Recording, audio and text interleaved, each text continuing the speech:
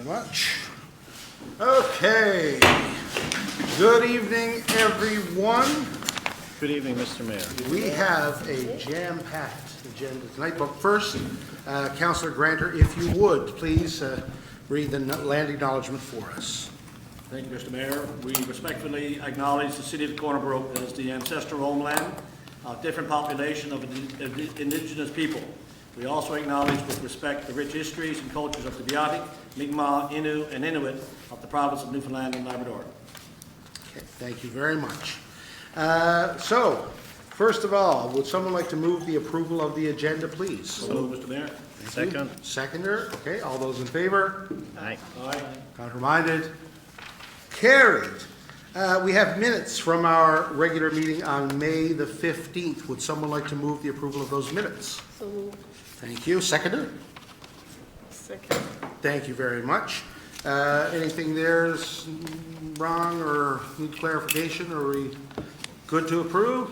Okay, all those in favor? Aye. Counter-minded? Carried. Do we have any business arising from the minutes? No? Okay, good. We have a number of proclamations and events to mention tonight.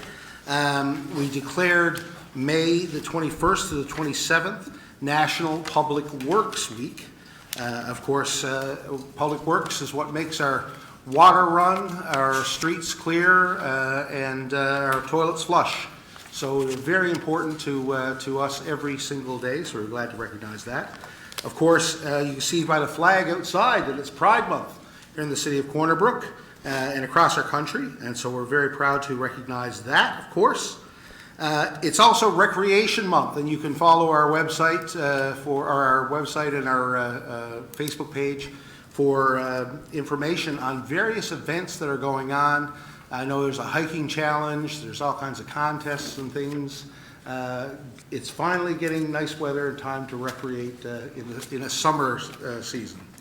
And today I was very pleased to join with the Deputy Mayor as well to recognize ALS Awareness Month.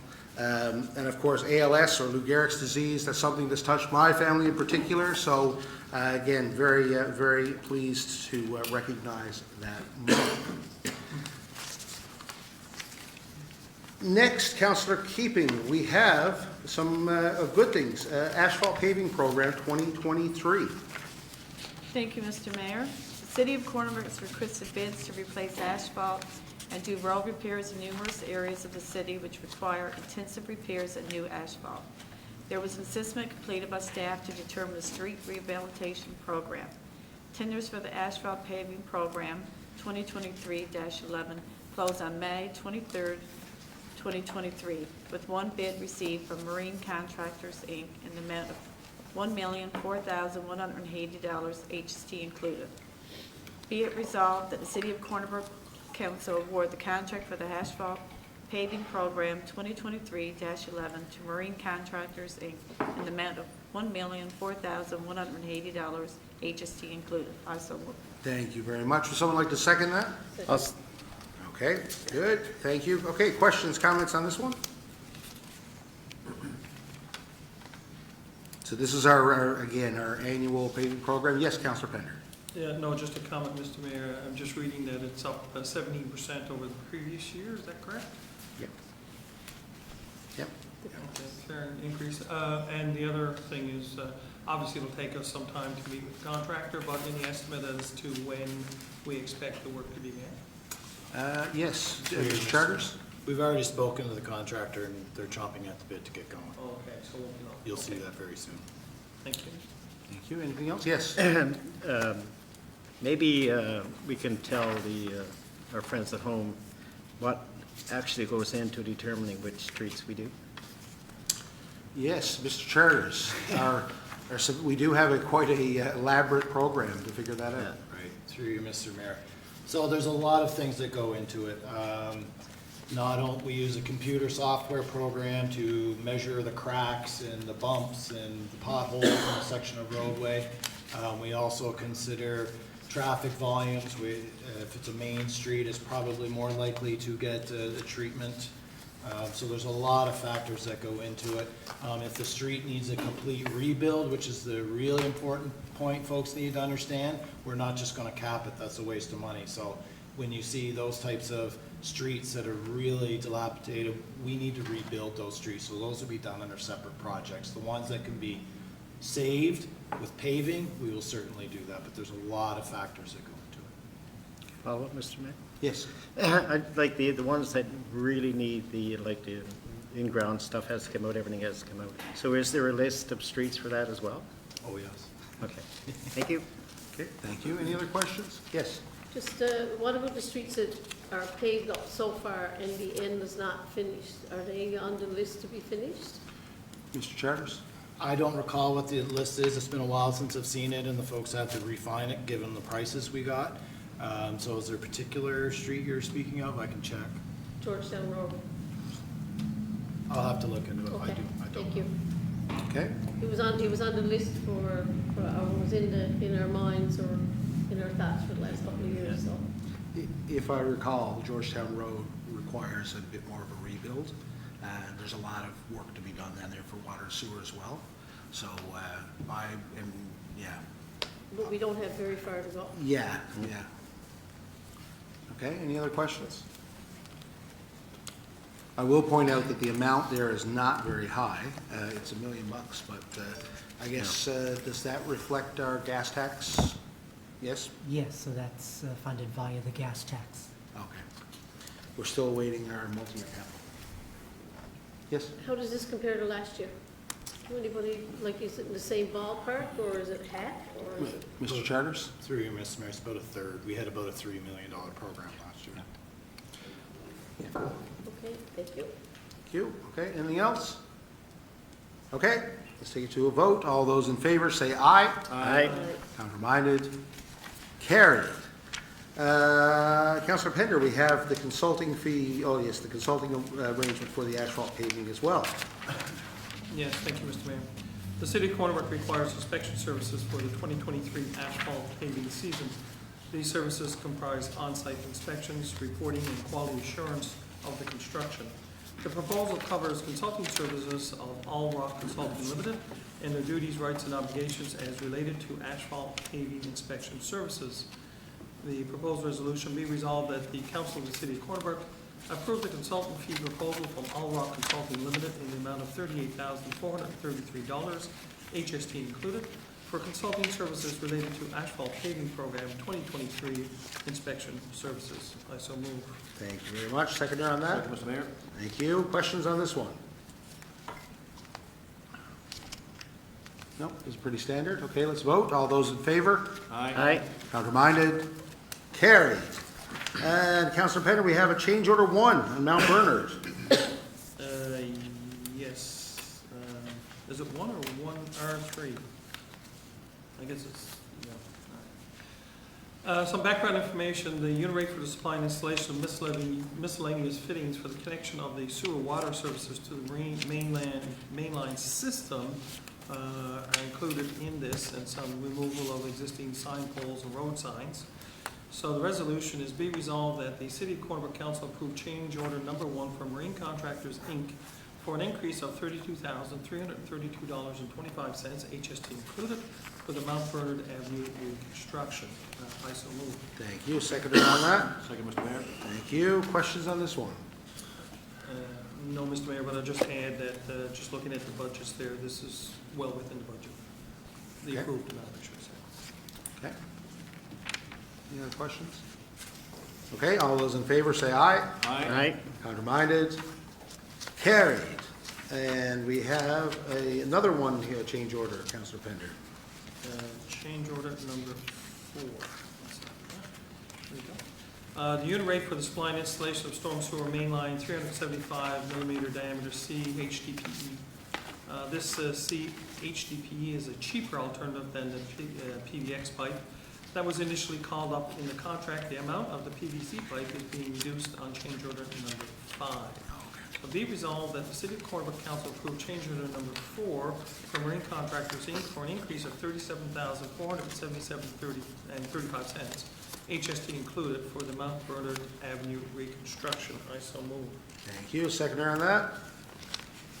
I'll second that, Mr. Mayor. Thank you. Questions on this? Yeah, Mr. Mayor, just a quick question, if it's true. Go ahead. Am I missing something? It's a cheaper alternative, but the cost increase? In the next, I think there's a change order coming that will Okay. show the credit. Is that right, Mr. Chairman? That's correct. Okay. Thank you. The change order's in the magnitude of about 60,000 down. Okay, good. Yes. Thank you. Okay. Okay, any other questions? Okay, let's vote. All those in favor? Aye. Aye. Counter-minded? Carried. And Councillor Pender, we have a change order for the rec center, architectural wall infill. Yes, thank you. When it was originally discovered that the exterior pool wall was not reinforced and had to be rebuilt, council was informed that the work could exceed $1 million. Since that time, change orders were issued to demolish the existing wall, rebuild the concrete block section of the wall, installation of the structural steel for the wall, and now a change order is required for the architectural infilling, that is the siding, insulation, steel studs, and so on. The total cost to replace the wall now stands at $1,281,089, HST included. Understanding that there have been numerous change orders issued for this project, council has asked staff to prepare a summary of all change orders issued for the project. This summary breakdown is found in the attached document. Change orders are broken down in the relevant categories, which include 1, changes requested by the city; 2, unknown conditions encountered on-site excluding the wall; 3, total cost of the wall demolition and rebuild; and 4, cost savings developed by the city, the owner's advisor, which is SNC Lavalin, and the contractor. It is also important to note that the official transfer of the property to Memorial University Newfoundland by the government of Newfoundland and the finalization of the lease with MUN caused a delay of nearly 6 months. The contract was not able to be awarded to Pomelo until December of 2021. As a result, the original bid submission had expired and the updated price was $895,000 higher than the original submission. The project, as it now stands, is at $1,004,533.70 over budget. So be it resolved that the City of Corner Brook approve change order number 43, the architectural wall infill, between the City of Corner Brook and Pomelo Inc. for an increase of $651,162.40, HST included, for the Corner Brook Regional Rec Center. I so move. Thank you. Seconder on that? I'll second it, Mr. Mayor. Thank you. Okay, questions on this item? No Yes, go question, ahead. Mr. Mayor, but maybe just a little bit more information from the document we have to share with the public. So the total project funding is $24,700,000, and currently we stand at $25,704,533.70, so it's 4.06% over budget. The city did require or request some change orders that we thought were important to it.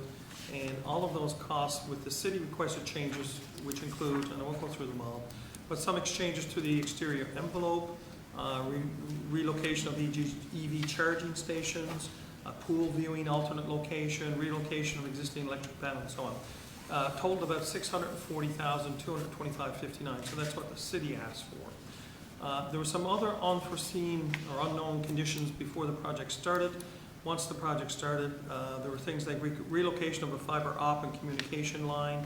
There was some structural column remediations, the building footprint removal and so on. Light poles had to be moved, whatever.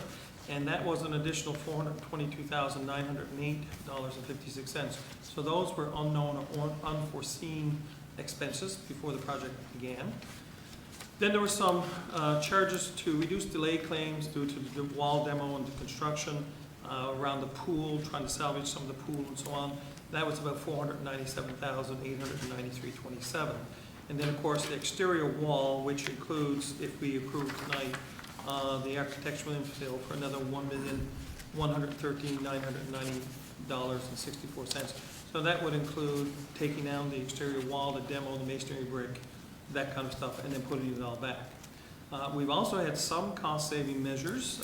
Staff has been working with the contractor and their engineer And we've recouped, I would say, about $166,120 in cost savings overall.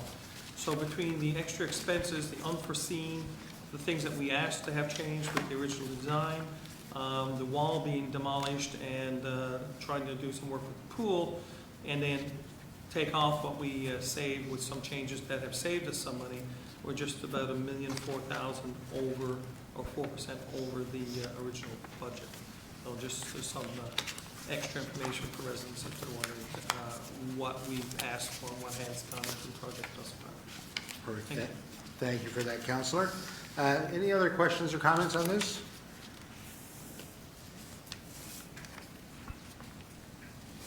Okay. Okay, we'll vote. All those in favor say aye. Aye. Counter-minded? Carried. Okay, Councillor Keeping, an expansion agreement for the Habitat Stewardship. Thank you, Mr. Mayor. The City of Corner Brook signed a municipal habitat stewardship agreement with the province in 2018. This agreement seeks to conserve primarily through applying appropriate provincial and municipal land use management, important wildlife habitat found in the Wild Cove Woodlands, which contains a number of endangered plants found nowhere else in the province. An associated habitat conservation plan was drafted where it was agreed that additional important wildlife habitat areas exist within the city that could be explored for a potential future agreement expansion. In the years since the initial agreement signing, the partners have worked on assessing land areas within city planning boundaries, leading to the development of the current proposal, which would formally expand the city's agreement to include a new conservation area along the Hughes Brook, expands existing Wild Cove Conservation Area. Since signing the original agreement, the city has also become an active member of the Stewardship Association of Municipalities, Inc., which includes the province and the implementation of municipal habitat stewardship agreements. By signing this expanded agreement, council will publicly commit to the conservation of important wildlife habitat and demonstrate provincial leadership on environmental stewardship to the other 45 municipalities participating in this program and to those currently considering involvement. If approved, the identified site will be designated and protected under the goals, terms, and conditions of the expansion agreement. The expansion of the Wild Cove Conservation Area will also require rezoning the expanded areas from solid waste / scrap yard and rural zones to environmental conservation as a part of our 2033 Integrated Municipal Sustainability Plan. Proposed resolution, be it resolved that the Council of the City of Corner Brook continue to work with the SAM-NL to protect important wildlife habitat in our municipality and enter into the expansion agreement with Stewardship Association of Municipalities, Inc., as proposed. I so move. Thank you very much. Would someone like to second that? I'll second that, Mr. Mayor. Thank you. Questions on this one? Mr. Yes. Mayor, there's a second part to that Second, motion. Oh, sorry. Yeah. Is it not two separate? Okay. Oh, we can do 2 seconds. No, well, we can do them both at once, I believe. I don't know unless there's objection there. So go ahead, No. please. Okay. Sorry about that. Number 2, agrees to rezone the expanded portion of the Wild Cove Conservation Area from solid waste / scrap yard and rural zones to environmental conservation as a part of the 2023 Corner Brook IMSB. I so move. Thank you. Second that one. So, okay, perfect. Okay, now, any questions or comments on this? Mr. Mayor? Yes, go ahead. The brown section on the map, Yep. I know residents at home can't see it. Rezone R to EC, Environmental Conservation. R meaning rural? Yep. R is rural. And SWSY on the green section, or the gray section. This SWSY, is the solid waste, solid waste. Okay, thank you. scrap yard. Mr. Mayor, so. Yes. So this will now be included in our IMSP. We won't have to go through a rezoning process at a future date. Mr. Charters? my understanding, this has to be rezoned in the future, so we're just agreeing to the stewardship agreement. We already have an existing one there, it's just expanding it back there a little bit. No, I understood that, Mr. Mayor. It's just that it referred to the IMSP, so I'm just asking the question, is it our intent to have this included in the current process before the IMSP is adopted? Or once we have the IMSP adopted, will we be doing a rezoning process at a later date? Mr. Charters? Through you, Mr. Mayor, my understanding is staff would like to begin the rezoning process now. So do we hope to have it included in the IMSP? Yes. Okay, that would make sense if we're planning on that. Thank you. Definitely wouldn't be later, I guess, than the current one, maybe even before, if we agree. Any other questions there? I have a question. This agreement, as I read it, it requires us to consult the province and others when we allow any kind of activity in these zones, but we're not bound by this, right? So if we do decide to do something different, we could. Is that correct, Mr. Chair? Yes, Mr. Mayor, it's highly unlikely, given the strict zoning that we're entering into, but council would always have the ability to change zoning on any. Okay. Any other questions? Okay. Let's vote. All those in favor, say aye. Aye. Counterminded? Carried. Councilor Keeping, we have an agreement with the Board of Trade for the Visitor Center. Thank you, Mr. Mayor. The Greater Board of Trade has been operating the Visitor Center since 2011. The Greater Corner Brook Board of Trade is a non-for-profit organization operating in accordance with the bylaws adopted by its members. The Greater Corner Brook Board of Trade is incorporated. An elected volunteer board of directors has fiduciary responsibility for carrying out the activities approved by the board. The Greater Board of Trade has maintained the Visitor Center from June to September during tourism season, offering service to residents and visitors. The Visitor Center is the only location within the city of Corner Brook that offers RV dumping station. Be it resolved that the council, the city of Corner Brook, approve the agreement with the Greater Board of Trade. I so move. Thank you. Seconder on that? Seconded. Thank you. Questions on this one? Yeah, Mr. Mayor, just a comment, not been on council now for a number of years, and lots of times when you're out in the community, talking with tourism and redirecting tourists into Corner Brook, the question always comes up, why is it that we haven't moved to look at having a tour center on the highway, west or east of Corner Brook? Really appreciate the work this group does. Some people would argue that we lose tourism into the Corner Brook and the greater Bay of Islands area because there's no tour chalet or information center on the Trans-Canada Highway like you find in other parts of the Trans-Canada Highway throughout the country and also in Newfoundland. Yep. Yeah, and Ms. Patton, I don't know, so maybe walk us through, I guess, the thoughts on this particular.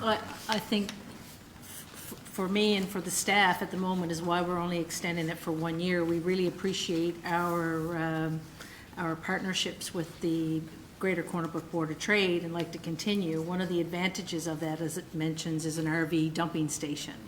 But that will give us time. We're working with them as well to look at different things that we're doing up there, and staff have walked through with the staff at the Board of Trade, identifying things that need to be done. But it's something that doing it for 1 year will give us a chance to actually look at in planning with our tourism committee now that we have with Greater Lower Humber and Bay of Islands, and it'll give us a chance to reevaluate all of this. But right for the moment, this is where we are with the RV dumping station. It's a great location for people, and the Board of Trade is working very hard to get it up and running this year, and they're busy up there scraping decks and planting flowers for the tourist season. So it's something that we can certainly look at for the future. Thank you, Mr. Mayor. Thank you. Any other questions? Yes. I was going to ask why we're only doing 1 year, and that's been answered. Just with respect to the Trans-Canada Highway, we do hear a lot of talk about it, but had to remember there was one on the Trans-Canada Highway at one point as well, and it was removed for whatever reason. But I'd certainly be in favor of looking at that option again, because that does cover the entire Bay of Islands. And if we're working with our partners throughout the Humber Valley and Bay of Islands, it'd be nice to catch them before they pass this on by. So I think that's a good idea to look at that option. And now I understand we'll only do 1 year instead of 5 or 10 that we've done in the past. Thank you. Thank you. Yes? Just a comment too. I think anything and everything we can do to get tourists to stop by and, come visit our city. So if that's, the dumping station is a must, and we have to do what we have to do because we're getting into tourism season. Our staff is doing a marvelous job, so we got to support them. Thank you. Any other questions or comments? Yeah, okay. I think I do share some of your concerns, Councilor Ryder, and I think that the COVID hasn't helped with that either. And yeah, there is, and I know that we talked with you, I'm sure, again, we've only established a new department for Director Patton, so I look forward to some novel ideas and partnerships coming soon out of that, for sure. Thank you, Mr. Mayor. Okay, so we'll take it to a vote. All those in favor? Aye. Counter-minded? Carried.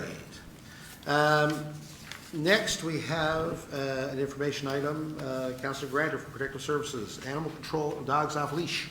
Thank you, Mr. Mayor. Over the past several weeks, the city has received several complaints of persons having their dogs unleashed along our city streets and trailways. This behavior is in violation of Section 4B of the Corner Brook Animal Regulations. Some notes for residents for information purposes, Mr. Mayor. Number one, any animal that is in a public place in our city must be on a leash.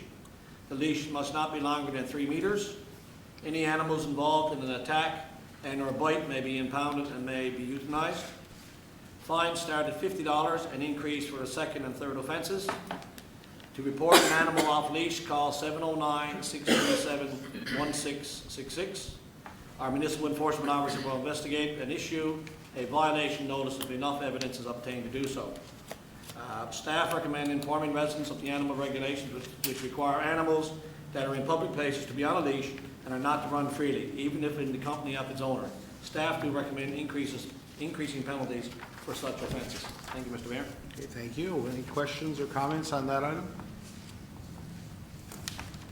Yes. Just a comment, I'm after getting a few calls on dogs off leash, and mostly in our walking trails, I think is where we find that it's happening, because, you go up to an owner and the dog's off leash, first thing they say, he's not gonna hurt you, or they will not hurt you. But there have been people who have been bitten, but there's also animals that have been bitten too. So, and I think people have a concern with reporting it. I think that's what a big concern, because they don't know exactly what's going to happen once they report it. Do they have to go to court? Do they have to take pictures? And maybe Director Flynn could tell us exactly what it needs to encompass. Mr. Flynn? Mr. Mayor, when we receive this type of complaint, it's assigned to our Municipal Enforcement Division, who will take the file, assign it to an investigator. They will interview the witness or the complainant to this alleged offense, and if they can formulate enough evidence to lay a charge, they will proceed with laying the charge. The charge starts off as a violation notice. They can come here and pay that fine or whatever. If they contest it, it'll end up in provincial court where they may have to testify, give evidence in relation to that. So that's basically what occurs. Okay, thank you. Good, yes. There was some confusion as to whether the person who was reporting it had to come to City Hall to make the report. Can we clarify that, Mr. please? Flynn? Sure. Mr. Mayor, if the report is made, they can come to City Hall, but our officers can come visit them at their residence or meet them somewhere on the street, whatever need be. And they can accommodate them at different times as well. It doesn't necessarily have to be business hours. And to add to that, the RNC are also empowered under our bylaw, so they can also perform the same tasks after hours as our MEO officers would. Thank you. Perfect, thank you. Yeah, I think it's important. I think people might not realize that it does help us whenever there is a problem like this to report it, even if it's informally. Any information we can get, any patterns of behavior, and that could help with further correction of an issue. You know, we're not out to get people, we're just trying to make it a safe and livable place for every one of our residents. So please, you can leave information. You don't necessarily have to get too involved from a court process. It really depends on, you know, how involved you want to be or how seriously you want to pursue this matter. That's correct, but we do recommend that the residents provide the evidence so that we can enforce the bylaw where we can't accomplish compliance otherwise, That's right. basically. Yes? Yeah, another look at this. I think people need to realize that when they say their dog is friendly and their dog won't bite anybody, and they're probably right. You know, they could, some dogs are just gentle and they're, you know, licky, you know. But people got to realize that some others are traumatized by this. They have a fear of dogs. They have no control over it. And, you know, like, you don't really know what we're doing. These people may never walk on that trail again, which is not what it's all about. So it's I think goes beyond the rights and wrongs. I think people need to know that your dog is on a leash to protect everybody. And again, it's just that, like, people have fear of dogs. I guess that's the only way I can say it. And I have a sister that, I'm telling you, she's terrified. Doesn't matter how sweet, how big, or how small it is. And that is, not everybody loves dogs, right? And I think we keep that in mind. That's another reason we're doing this. It's not just to punish people if they don't, kind of thing, right? Everybody has a right on the trail. Yeah, good point. Yes? Yes. I'll just add to that, Mr. Mayor, that it's not just people, the dogs sometimes don't agree with other dogs or cats or other animals. And sometimes walking my dog on the trail, you're approached by other owners with their dogs, and you've got to keep mine pretty friendly, but there's other dogs that maybe she doesn't like, or the other dog doesn't like her, and you don't know. So it's important to have them on the leash and keep them under control. And I'll go further and say that if you have a dog, take advantage of some of the training programs that are out there. And go a long ways as well to keep your dog under control, on leash, and approaching individuals or other animals. Yeah, good. Good stuff. Okay, any other things there? Are we good? Thank you very much. Councilor Granter, we have, yes, related to the gas tax or now the Canada Community Building Fund Agreement. We have an expenditure report that we need to file and approve. If you would, please. Thank you, Mr. Mayor. As per the requirements of the Canada Community Building Fund Agreement, each year the city is required to prepare and approve a report showing a full and detailed statement of revenue and expenditures of the city related to the Canada Community Building Fund Agreement on an annual basis. In 2022, the city received $438,746 in funding and spent $1,212,220 in funding on paving projects. At the end of 2022, the city had $1,590,768 of funds available for additional projects. Be it resolved, Mr. Mayor, to approve the annual expenditure report for Canada Community Building Fund Agreement funding for 2022 as presented. So move, Mr. Mayor. Thank you very much. Seconded right here. Good. Questions on this one? This is a normal annual thing we see, yes? So this is the money that we will be putting towards, not all of it, but towards that paving program for this year. Yeah. So far. So far. Thank you. Okay. Any other questions on this? Again, we'd like to see this doubled, like it has been a couple times, but not this year so far. Okay, if there are no other questions, all those in favor? Say aye. Aye, counter-minded? Sorry, I made that one a little bit, I think everyone's, anyone counter-minded? No. Good, carried. Okay, we have a discretionary use, Councilor Griffin. Thank you, Proposed place of worship. Thank you, Mr. Mayor. The City of Corner Brook has received an application to demolish the existing dwelling located at 3 Linz Road and consolidate the lot with 168 Country Road, Corner Brook, NL, for the purpose to construct a new church. The lot is located in the residential medium density zone where the proposed use, place of worship, is considered a discretionary use of the City of Corner Brook's development regulations. I don't think I need to do the background again. I think that's fun. Proposed resolution, be it resolved that the council of the city of Corner Brook in its authority approve the application for proposed church at 168 Country Road, Corner Brook, NL. I so move. Thank you. Seconder on that? Second that. Perfect, thank you. Questions on this one?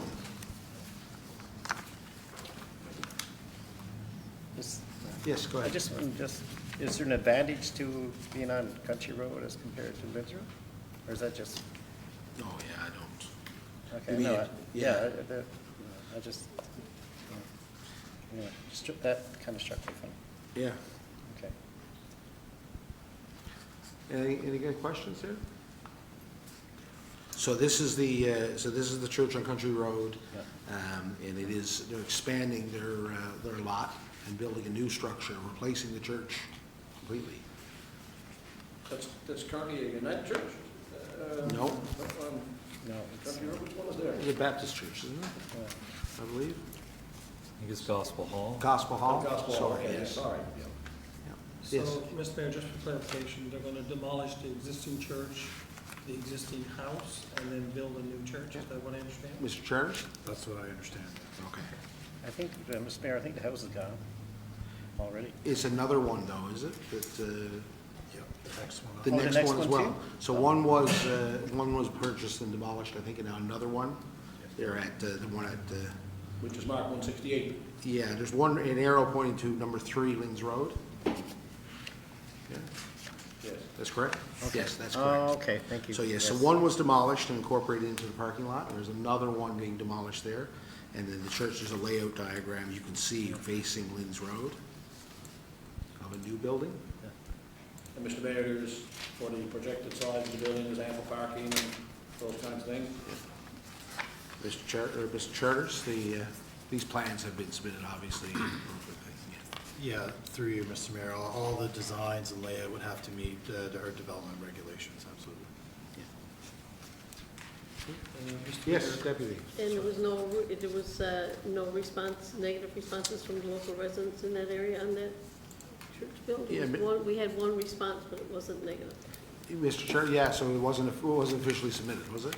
I don't believe so. As I understand it, it was just a question about what was happening, Okay.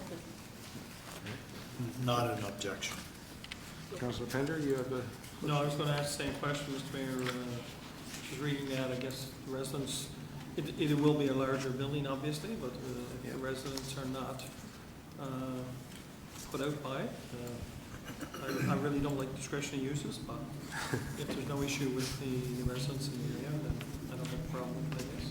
It's adjacent to a community service zone there.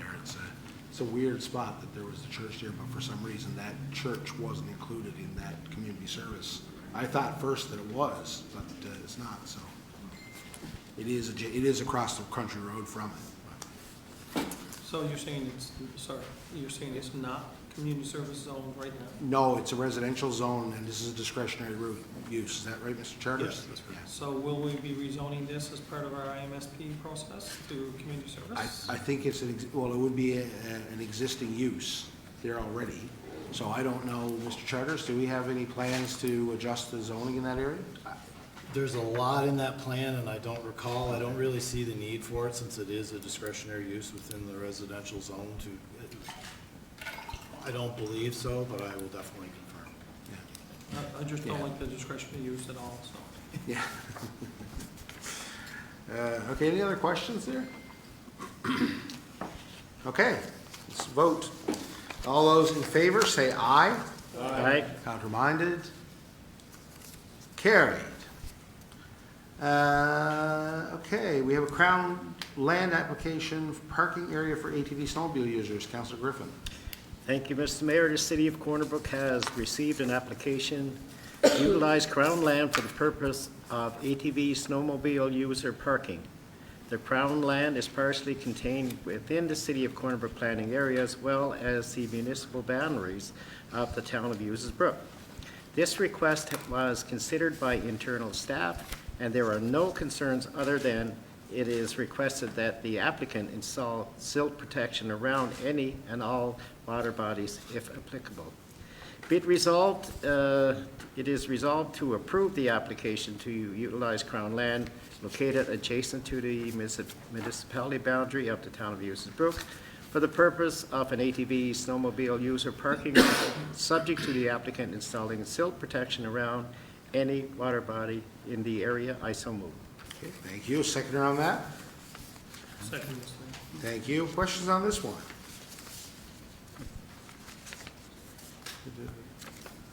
Mr. Charters, again, the assumption is the town is in favor of this? Yes. Yes.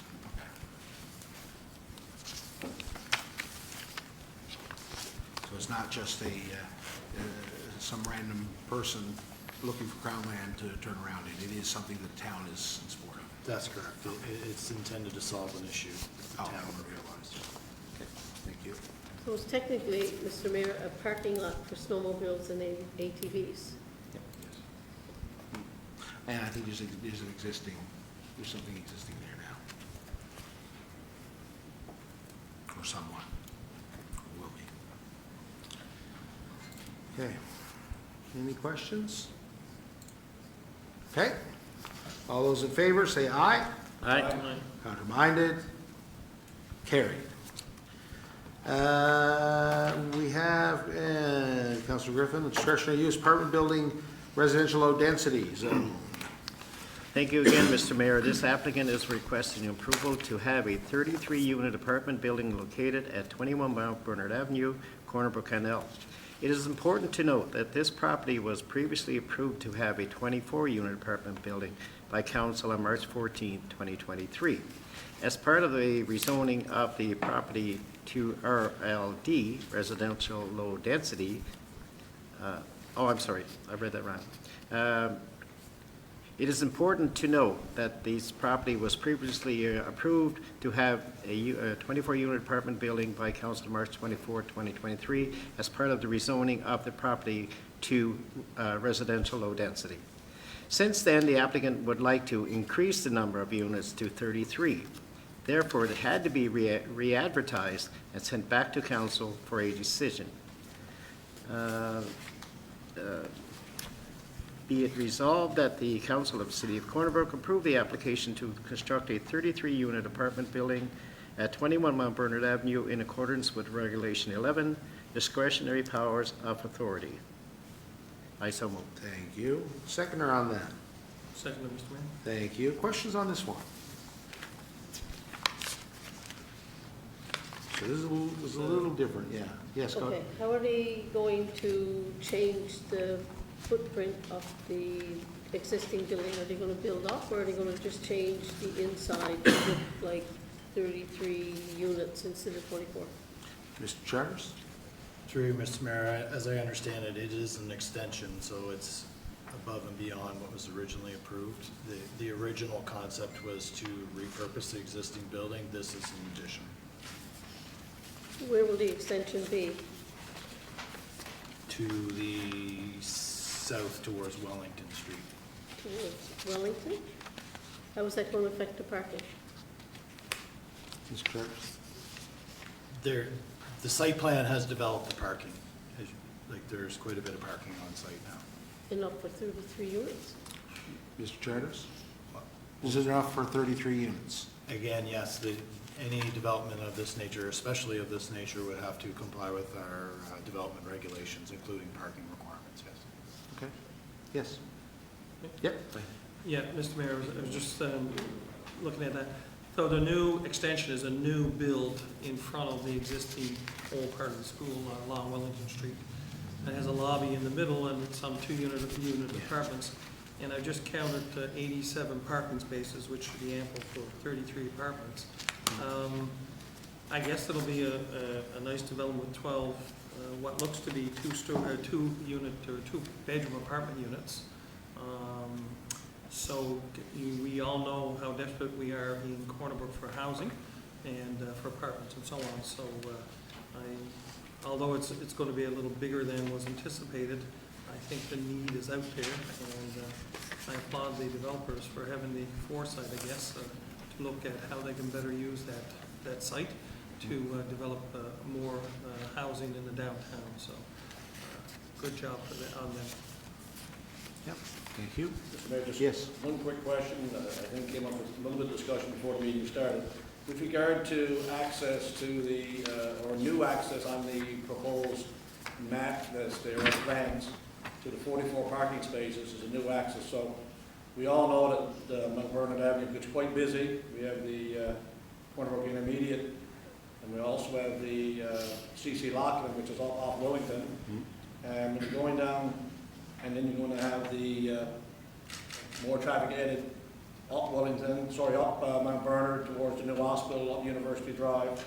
That section of the city gets incredibly busy in the mornings and also certain times throughout the day.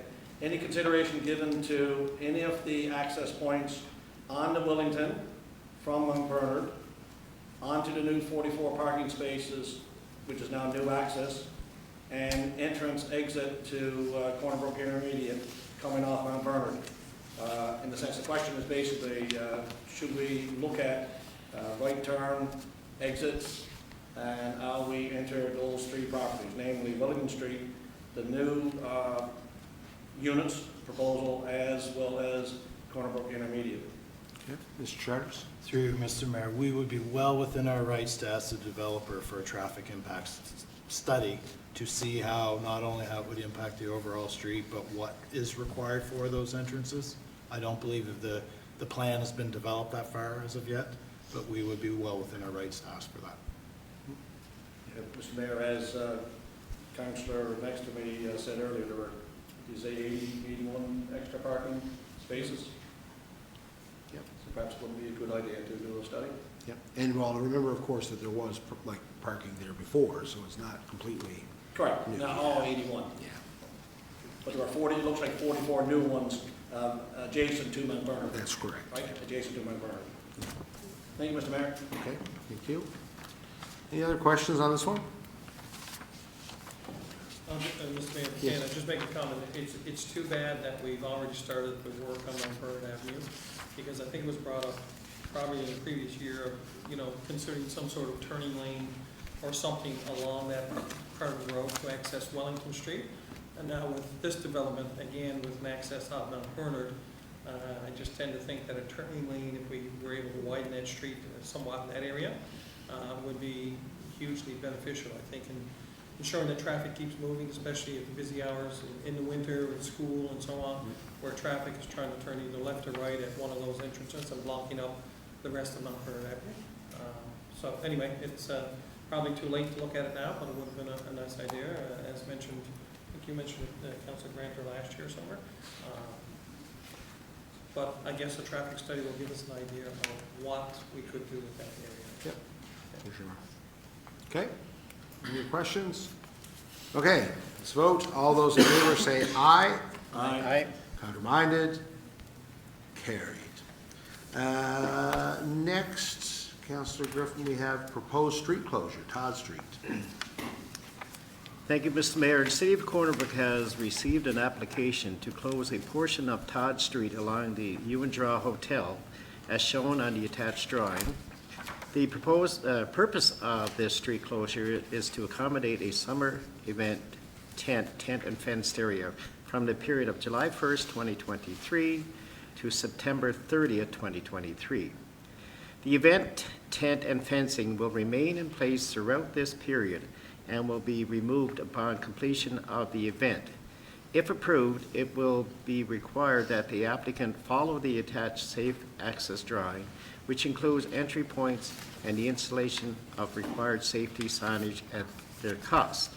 It is resolved to approve the application to close a portion of Todd Street along the Ewan Draw Hotel, for the purpose of accommodating a summer event tent from the period of July 1st, 2023 to September 30th, 2023. I so move. Thank you very much. Seconder on that? I'll second that. Thank you very much. Questions on this one? Yes. Yeah, Mr. Mayor, I have some questions. I'm a little concerned because I think this is precedent setting in that we would be closing down a portion of a city street for July, August, and September for an event tent. I'm not quite sure what the event is. anyhow, the entrance to this road extends from West Street up by, ahead of the Good House building, comes in under Cloud 9, and normally you can exit Todd Street by the U and drop. So accessing the trail and so on would mean that people would still access it going through that way, but to exit, they'd either have to go back through under the Cloud 9 and come out West Street at the end of the Good House building by Tim Hortons, or they would have to exit through the Ultramar property. I don't see any communication in here, and maybe I missed it, but I don't see anything here in terms of having consulted the public or the neighbors, especially those in the premises of the businesses next door, to see how they feel about this. But I have some hesitation about barring out the city street for 3 months of the year. Is this meant, like, is this just a beer tent with food service? Like, I know last year during CB Nui, I think they were there for a weekend, which was fine. Another time, I believe they were on West Street, you know, for a period of time, that was fine. But to bar off the entire, you know, access to that street essentially, for 3 months of the year, to put a tent, like what events are planned there? Or are they looking at concerts and so on, or is it just a beer tent? And with food, like outside dining, I should say, perhaps. Yeah. Can we get some? Yeah, do we have any information on that? All I'm doing is the street closure. I'm not sure what they. Okay. What the It's my events are. understanding. From, yeah, Mr. Cummings? It's my understanding that it's for the same purpose as it was when it was closed off on West Street, is they're going to extend, have the beer, like a beer tent like you would see on George Street, that type of thing, where they would have food service and beverage service right there on that, you know, outdoors, Okay, in a tent. perfect. Okay, So there's no, sorry, Mr. Mayor, if I could just follow up. So there's no intent of having concerts or anything, it's just like they did last year. They could have music, they could have food service, beer service, and so on. It's Yeah. just an extended dining restaurant bar service. yeah, I don't know, and we don't have any more My information on that. understanding is that also that they just, you know, they mentioned that there's record cruise ships come, they take advantage of that and Okay. have a place for the.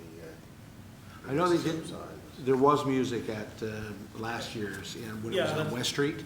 There was a little place for music, like they do in the restaurant. Yes, Mr. Mayor, and I was just wondering if it was that, or were they planning on concerts? Yeah. When they say an event tent, I just assumed they had something planned, but I understand now what the intent is. Thank you. Any question? Yeah, I don't know, I mean, what's interesting is it seems that the impact that the street impacts them mostly. Like their parking is right there. That's how you act, that's the primary access for the hotel's parking, so. Yeah, my concern would be, Mr. Mayor, people other accessing the neighbors. trail, people having to go back through under the Cloud 9 because they can't exit there anymore. And people do turn off West Street and go up Todd Street and into the back as well. So that access would no longer be available. And then does that cause any issues with the gas station next door, for instance, where people would be probably tempted to cut out through there as opposed to going back around the Good House building and coming out on the other end by Tim Hortons again? On West Street. Anyway, those are my concerns, Mr. Yeah. Mayor. Thank you. Yes. Can we get more information from the UN draft Yeah, to give us exactly what they're looking for? And can we sort of negotiate a different time? Like, I find 3 months a long time to close down a street in Corner Brook, July to September.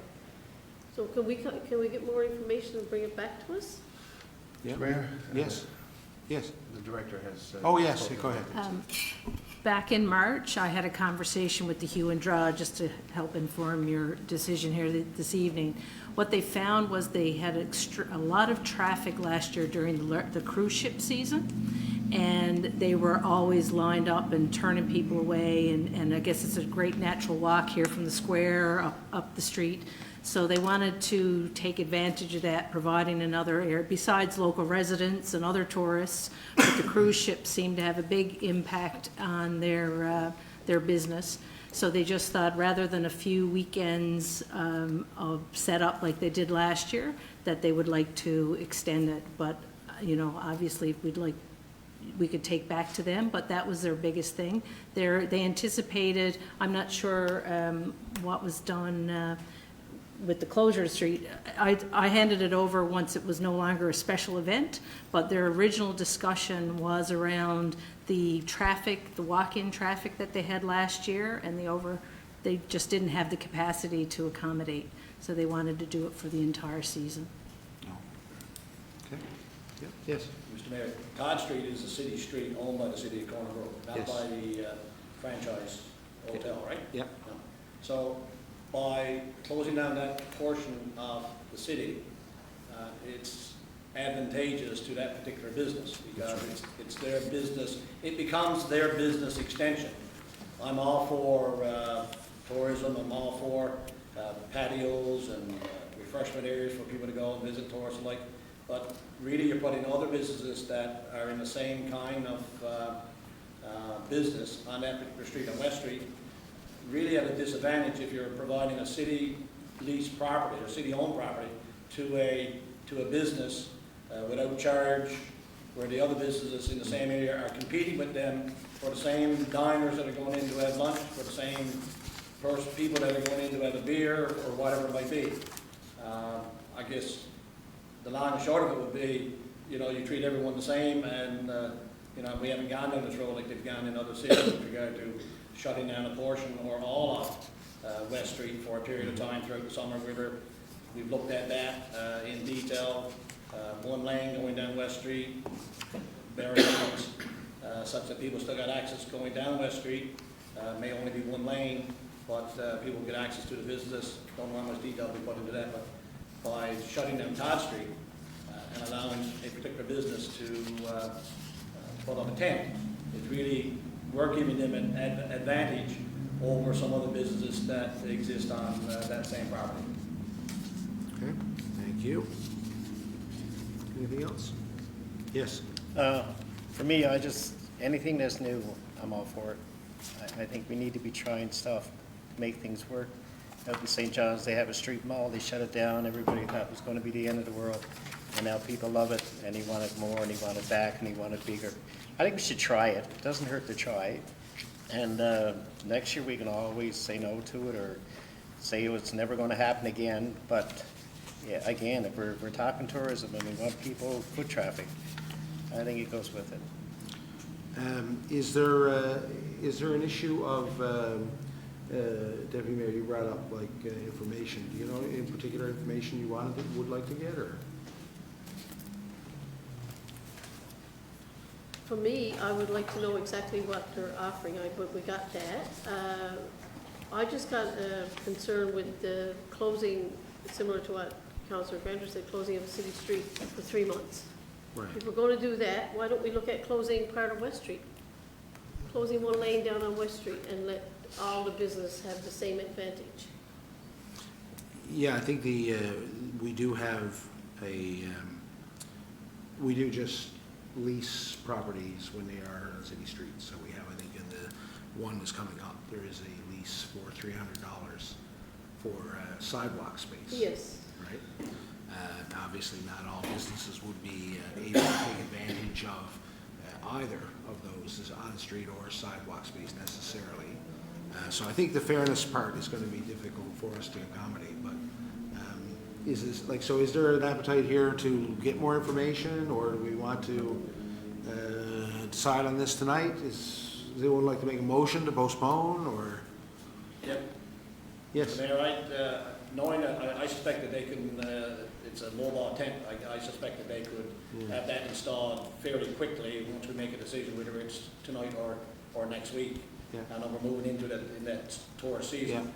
But I'd like to have a couple points of clarification as well and give it some thought about the impact on other business. Okay. And I agree with Councillor Griffin that it's already trying things, but I also agree that it might be nice to shut down all of West Street as well, portion of it, or do it properly. Yep. Yeah. Give everybody the same advantage. So, so someone can make a motion? Yes, Councillor Bennett? Oh, I wasn't going to make a motion, but just to comment, Mr. Mayor. So we have, this one business wants to put up a tent, we have a couple other businesses want to put out, sidewalks and so on. can we get a plan for West Street and see who wants to do walk down there instead of doing it piecemeal sort of thing? Like, do we know who wants to put out sidewalk, Well, on this meeting agenda, we have 3. so far, but can we poll, I mean, we've had others before, are they doing it again? I know there's a different one this year as well. And maybe we need to do, like they do in St. John's, and look at what's a plan for West Street for the summer, for the cruise season, that we can accommodate, you know, as many businesses as possible to take advantage of not only cruise, but other visitors, and look at, you know, can we do something as a city to promote I don't know if you want to call it a pedestrian mall or whatever you want. Somebody mentioned maybe closing down one lane. I don't know if businesses would be very happy about that either, because they're reducing some traffic, but then there's not an awful lot of traffic most of the day down there. So there may be some things we should be looking at that maybe, you know, somebody can have a look at those things and come back with some more information of some other options. Because I'm very hesitant to, you know, I'm not really in favor of closing down the street for 3 months. But maybe there's a shorter period, or maybe there's a preferred period, or maybe there's a couple of periods. I don't know. I understand there's an expense to doing it and so on, but again, it is a city street, and other people have rights to use that street as well, so Okay. I'm not too. So I will move to postpone if that's the will of council. Okay. And, Well, you can make that motion, we can see if there's I'll something. make the motion, to take Mr. for Mayor, to postpone and Yeah. ask staff to bring us back some more information. Okay, would someone like to second that? I'll second it. Thank you. Okay, any debate on that? Are we gonna vote on that motion to postpone? I'll make a comment on it, I guess, and Mr. Mayor, in light of the time necessary for business on West Street to put in place whatever they need to put in place for the summer season, I'm willing to meet even before another meeting, if you know, if it's, our next meeting is 2 weeks from now, is it? Yeah. Even if the information is brought back and we have a noon time meeting just on that particular topic or whatever it might be, if we can turn around this fairly quickly to Okay. assist the business, if that's all possible, I'm willing to meet. Okay. Okay, yes, Can we do the approval subject to, subject to, well, like the questions that we have? Like, we're going to grant permission for it to go there, subject to the you and Draws okay with it, everybody on the street's okay with it, or, because that's what we're doing, we're going to ask if, that's my understanding, am I wrong there? well, we have a motion now to postpone, so let's clear that up first. Okay. So a motion to postpone, get more information. Specifically, I guess, what are we looking for staff? Yeah, okay. We're looking for better idea of the use that they're talking about on Todd Street, one thing, correct? Feedback from the pipeline or the Yeah. gas And station. talk to the pipe, I guess that would be the Well, primary. the Good House as well, Yeah. Mr. Mayor, because they would be Yeah. affected as well. Okay, And then the other question is, you know, what will we see on West Street, so we can get an idea of what's already proposed, I guess, for West Street, Right. so we can fit it all into one picture. Okay. And finally, you know, is the hue and drop fixed to this 3 months, or can it be shorter, or, you know, different, so that we don't have that road shut down for 3 months? okay. Mr. Mayor, I'm not clear on the ask with regards to getting a bigger picture. I'm not really sure what that means. Well, we have other options. The problem is, we have decisions in front of us tonight for 2 other affected businesses. Now, whether or not they rise to the same level of concern from council's perspective, I don't know. But I think we can work on those separately. I think the biggest thing, though, what I'm hearing is to pull the Good House building and the pipeline businesses to, or residents, or whatever you want to call them, to see if there's any I concern. wasn't sure if we were being asked to poll or speak to each of the businesses and ask them what their plans are on that street. That was mentioned, I wasn't sure. Maybe I can clarify, Yes, Mr. Mayor, I said, yes. can we get a picture of who's planning what on West Street this summer? So we have 2 before us tonight, or 3. Yeah. So when we look at this one again, then we'll know those 2, I guess, and if there's any others that are coming down the pipeline, we can see if there's 4 or 5 or 6 or 2 or whatever. Not asking us to poll anyone, just would like to have a full picture of what we're planning for West Street. Well, I was just asking, because a minute ago it was said that we need to get a bigger picture of what everybody's trying to do, so I just want to make sure that's what you were asking me to do, or just ask the 3 businesses that are, get more clarification on what businesses are now pending, which is fine. Yeah. I got my clarification. Okay. Yeah, good. No, I just, For clarification, so are we, do we want to find out what effect, if any, that this business will have on the other businesses? Or is it that? It sounds to me like one part is treating this like any discretionary use, where you would ask the people nearby if they have any objections or feedback. Yeah, on the- okay, right? is that where we're That going? one seems pretty straightforward. I think we can accomplish that. Or is it closing the street for 3 months? That's what we're talking about, the closing the street. The decision in front of us, again, pretend it's a discretionary use type application, Okay. asking the affected people on the street. I just need to know where, I'm Yeah. I'm confused.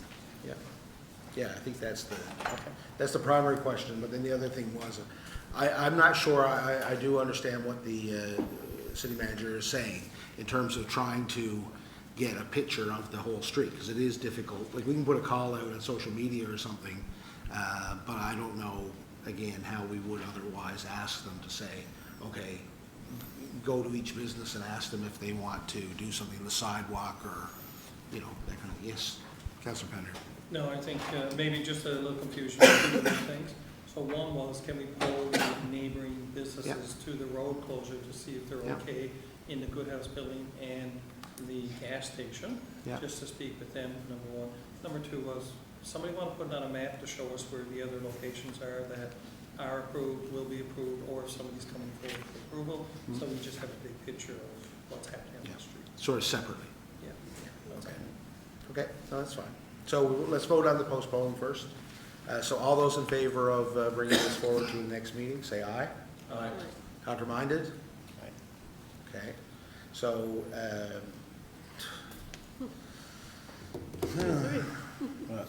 That's it for that?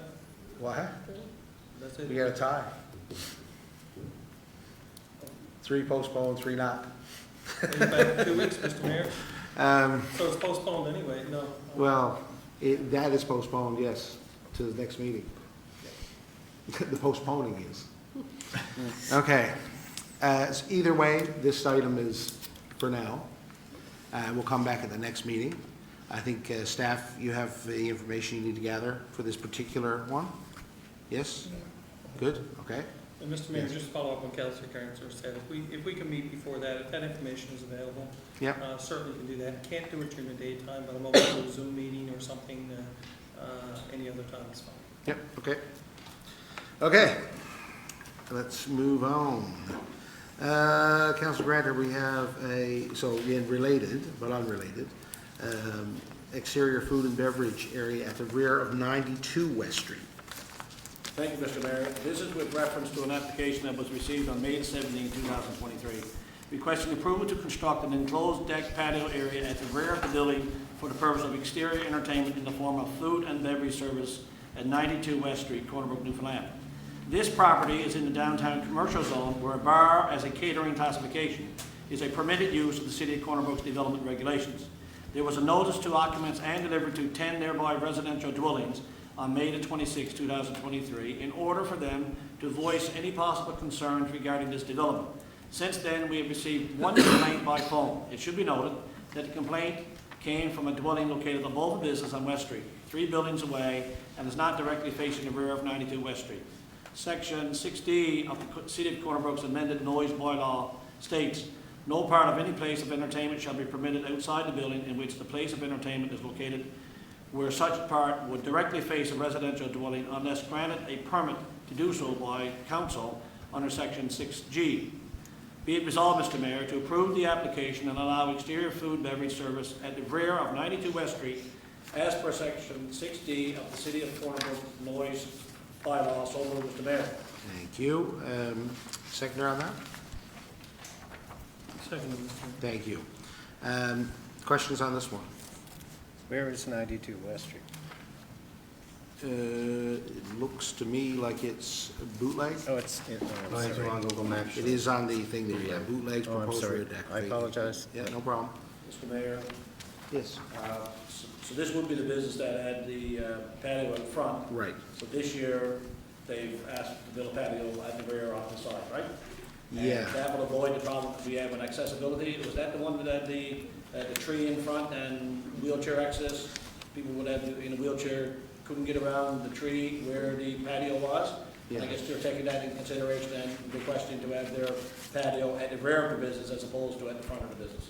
I don't know. That would be, I'm reading, or is there something, I'm reading something into that. Mr. Yeah, I Conley? think, there's no, I'm not sure what the intentions are of the business owner there, but, we would treat those applications separately. So is that, we've never been informed that So there could be a request for one in front as well. It could be, yes. Could very well be, okay. Thank you, Mr. Mayor. Okay, yes. But if they're gonna put it in the back, there's houses on Park Street. Am I in Yep. the right direction here? That's correct. There are residents who live Yeah, right behind that bar, yeah, and that's why I guess they put a notice to the occupants in the area. and nobody had any difficulty with it. One complaint, But that was 3 buildings away yeah, and not directly facing, but it wouldn't have to be facing. yes, go ahead.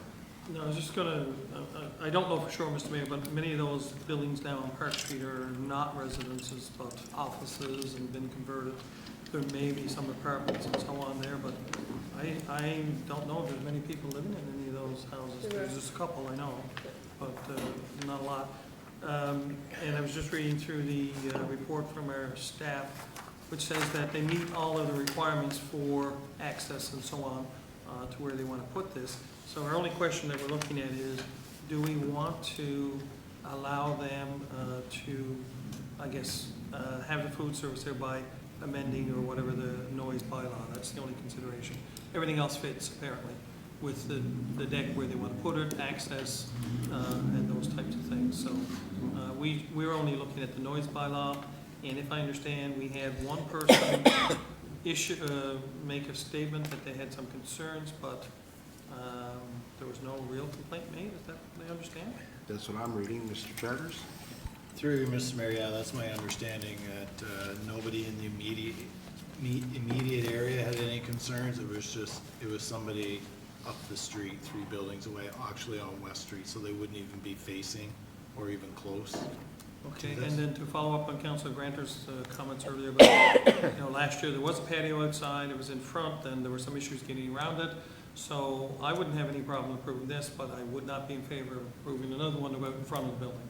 So I'll just state that here now, and Now, one or we the other. just- And this one works better, I Yeah. think.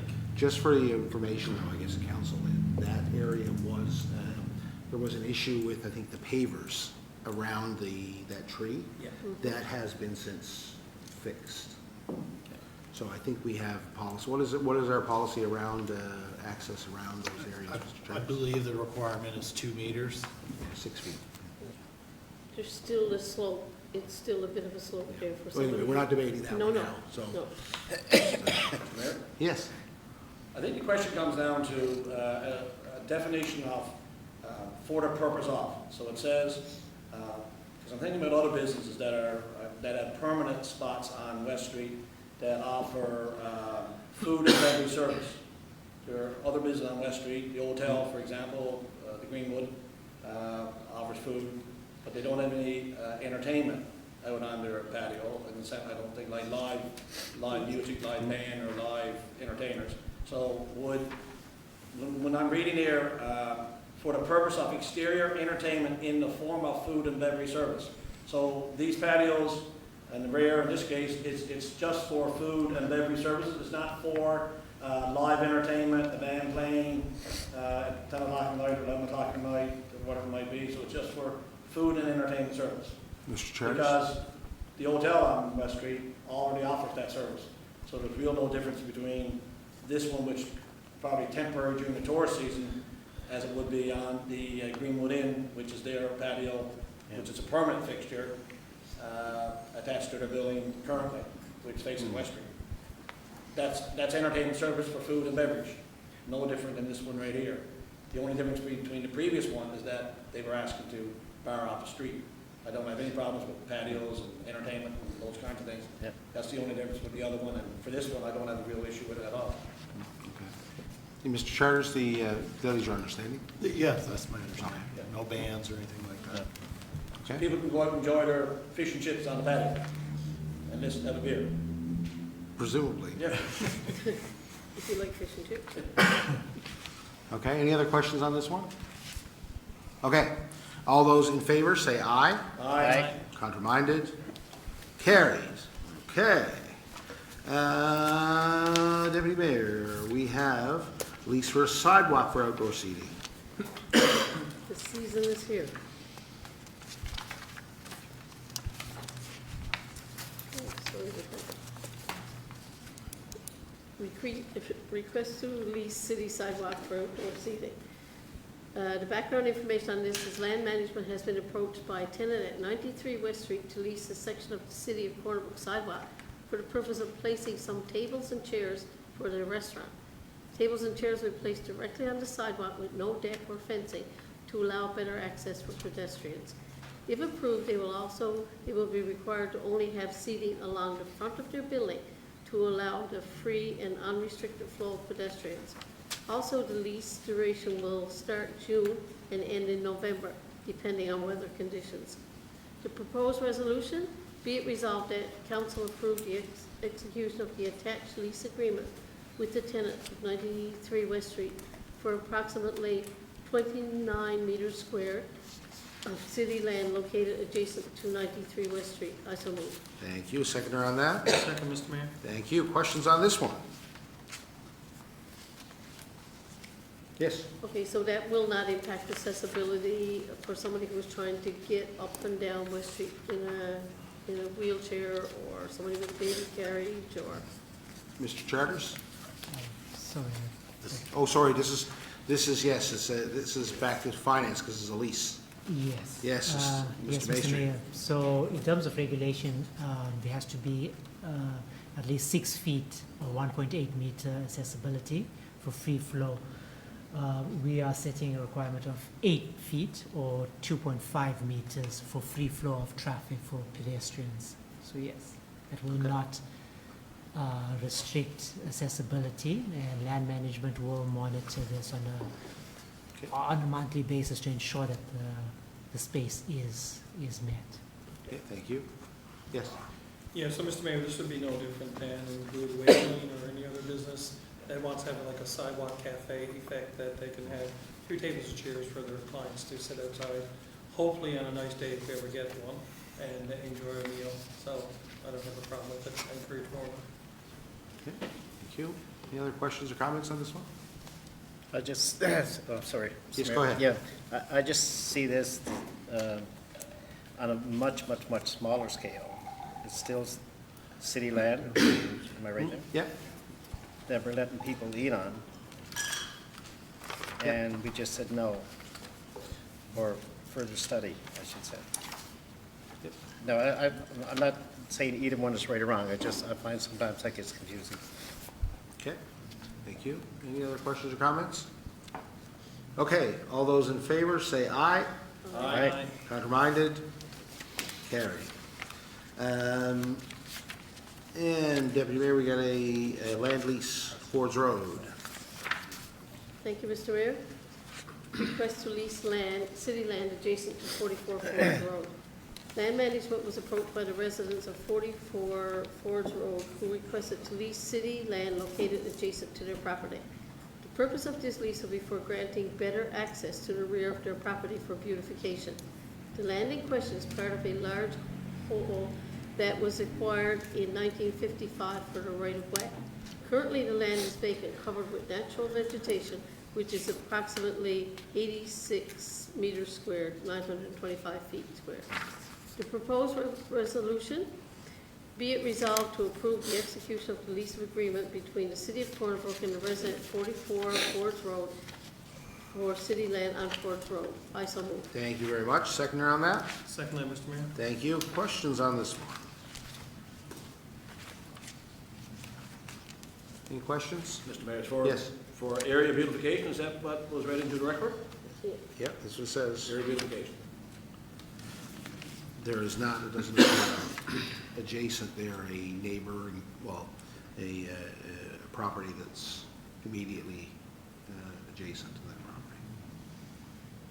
property. Okay. Any question, any other questions? Okay, all those in favor say aye. Aye. Counter-minded? Carried. Now, the next one is on Valley View Drive. I live on the other portion of Valley View Drive. I'm not near this one, but I will ask council to put me in or take me out of a conflict on this one. So if someone would like to, or I guess, Deputy, I'll get you to take over, and you can have a vote on that, Okay, or entertain a motion on it, maybe? I will entertain a motion. Who wants to bring a motion forward that the mayor is in conflict? I'll move the mayor's in conflict. Seconded? I'll second it. Discussion? No discussion on No it. discussion on that? Okay. All in favor? So I'm not in conflict. Conflict, how'd you mind? Oh, not reminded. Okay, perfect. Thank you very much. Okay, so now you can go on to Read my- read the my background thing. and motion. Okay, thank you, Mr. Mayor.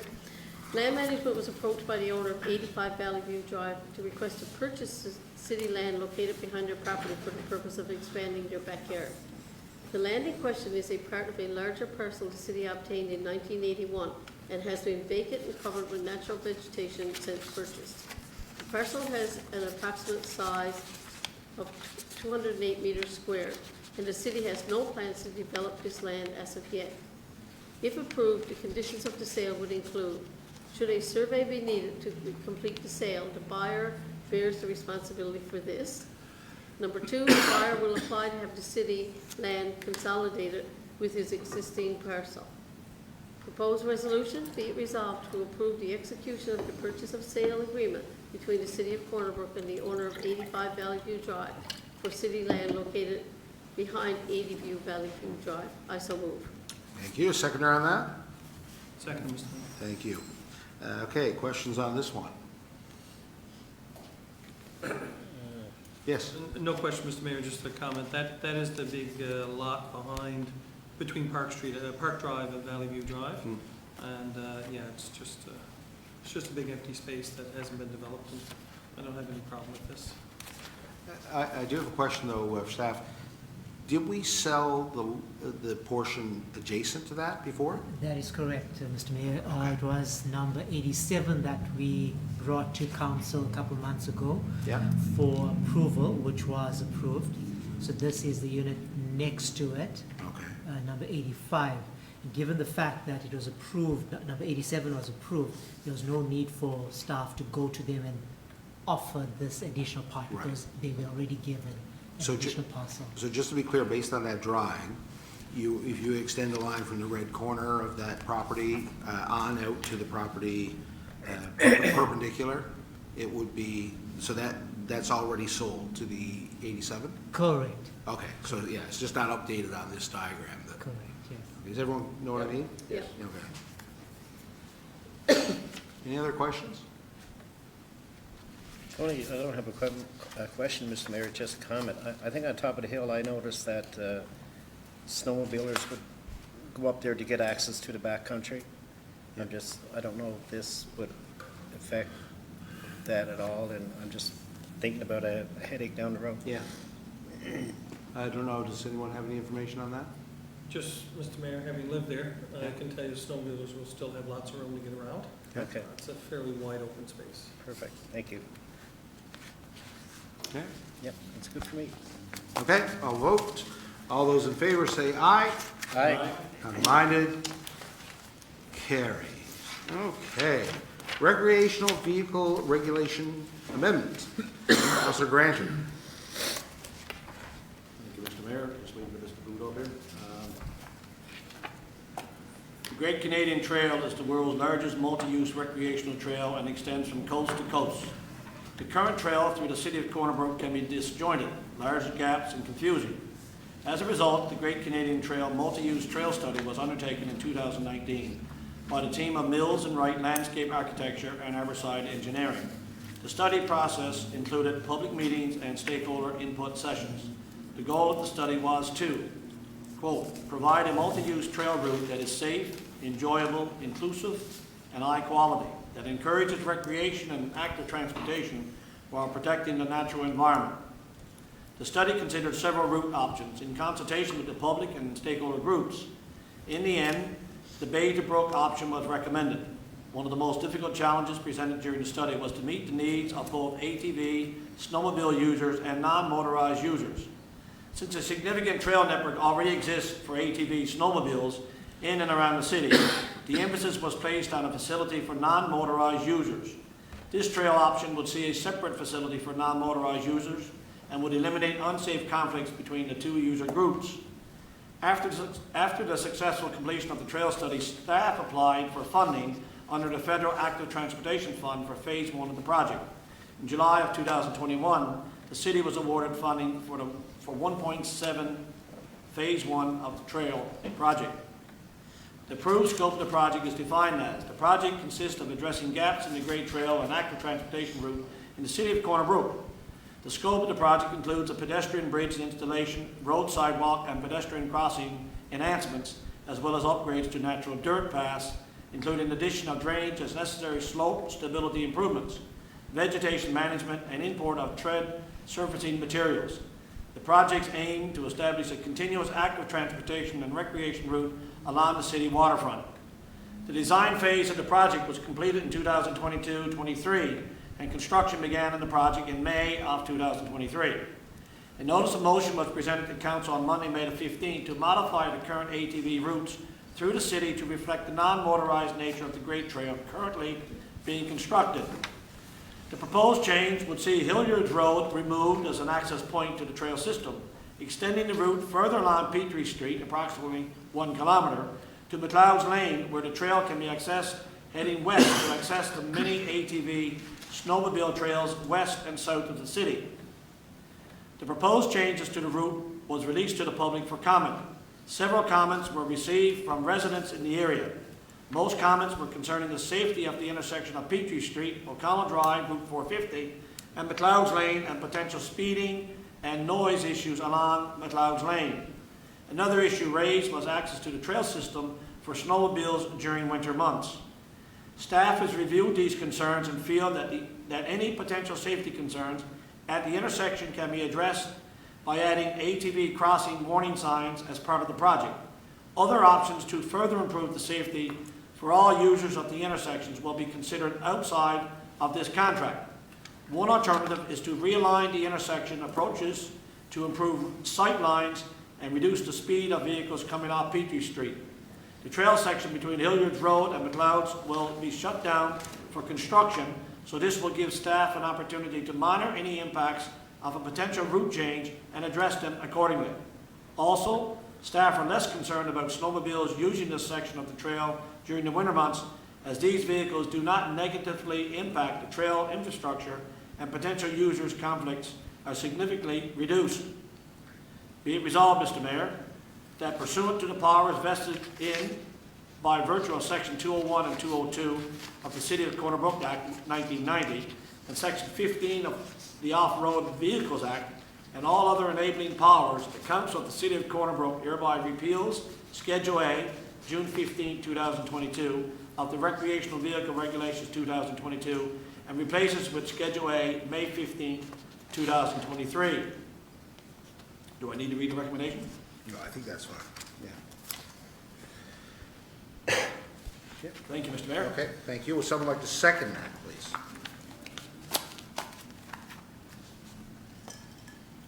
Seconded, thank you. Okay, questions or comments on this? Yes. So just for clarification, Mr. Mayor, the maps that we're giving up, they're a little blurred, so I'm just trying to make sure I understand. So currently, the ATVs are now using a section of the trail which is designated to be changed to a Trans-Canada Trail walking, cycling only.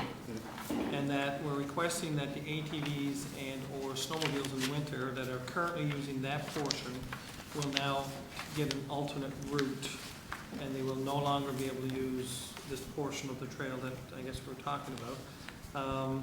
So right now, if I understand correctly, they're coming across, maybe somebody can tell me instead of me saying it, but they're using Snooks and coming across the old railway bed and accessing through Hilliard Road Yep. and going up. Now we're saying, instead of doing that, they're gonna go so far as McLeod's, turn up to O'Connell, drive, ATVs in particular, drive on O'Connell Road. For 2 seconds to Petrie's, What? Petrie's, oh, I missed that one. right? Yeah, so the route is right along Petrie Street. Oh, the route is gonna be on Petrie's. Oh, okay, so I was thinking it was O'Connell for some reason. So they're gonna be asked to go on Petrie's Yeah. instead of using the railroad bed. Yeah. So And then they will pick up the trail where? The clouds. At McLeod's. Yeah, And so- that's where people seem to say there's an issue. it's easier to think of it the other way. So if you're going east, going west, Okay. then you would go along Petrie's. Normally you turn up Hilliard's and go out as far as the rail bed and go out the rail bed.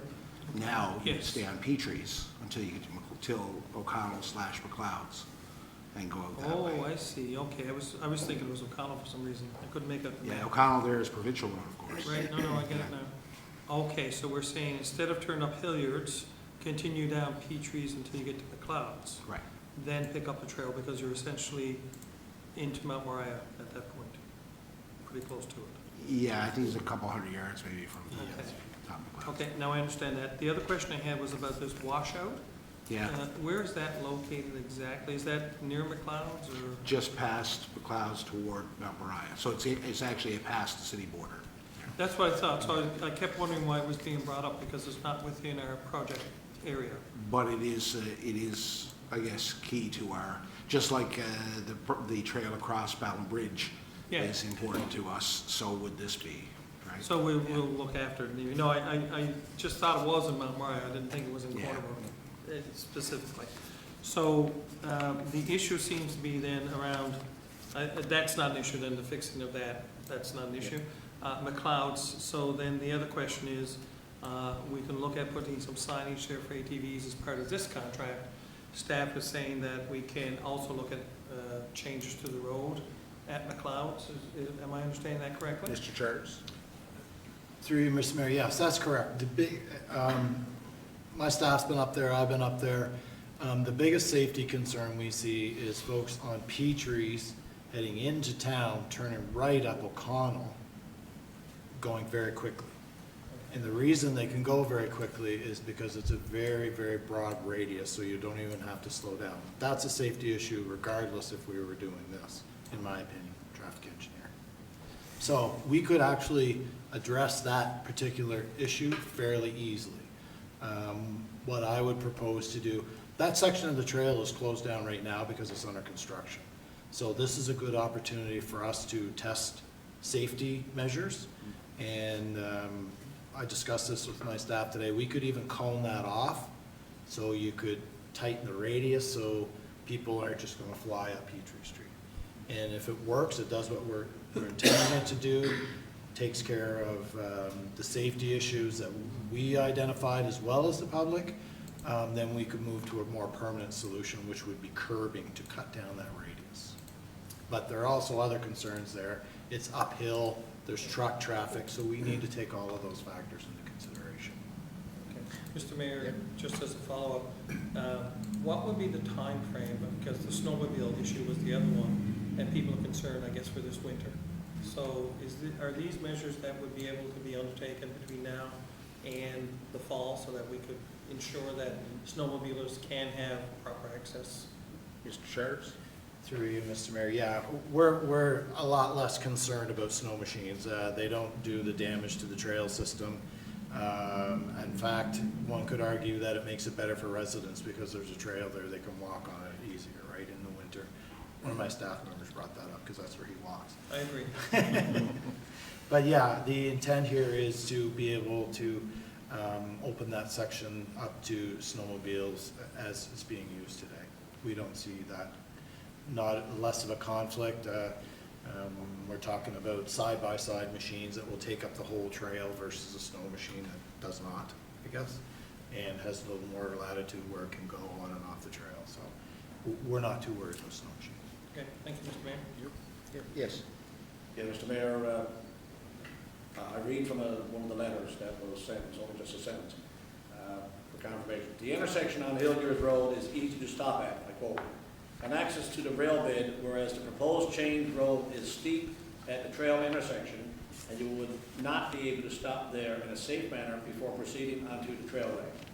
So the discussion that we are having this evening, is that concern solved, or is that concern still exist?